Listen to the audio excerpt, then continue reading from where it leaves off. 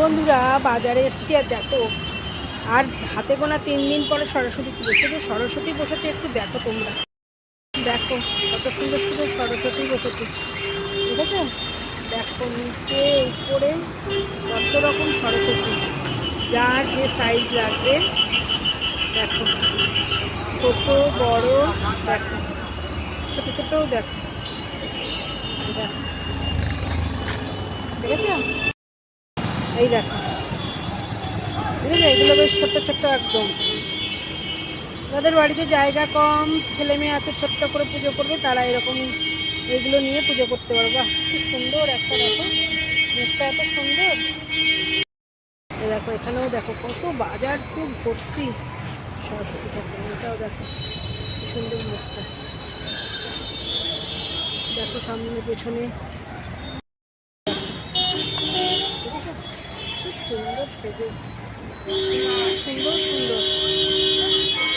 দেখো পেছনে একটা বড়, এই সাদাগুলো কি ভালো লাগে না? পুরো বাজারে ভর্তি, দেখো সরস্বতী, কতই দেখাবো, সরস্বতী ভর্তি আছে।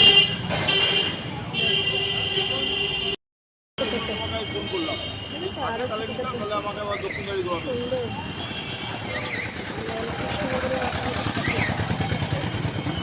সাজের মালটা তুমি সাজের মালটা দেখাও, ছবিটা পাঠাও।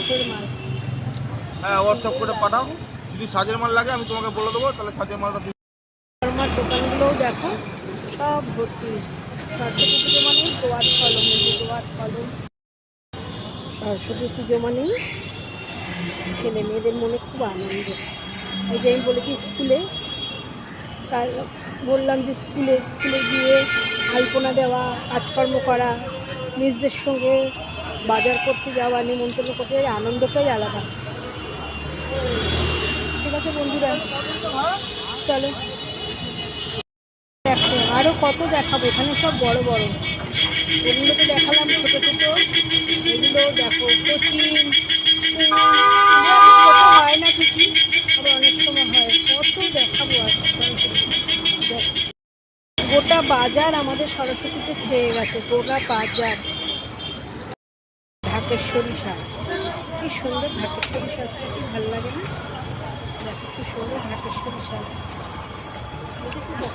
নাকে নট করা, কি বড় বড়, খুব সুন্দর লাগছে। চলো দেখাই, দেখলে তোমরা বাজারের।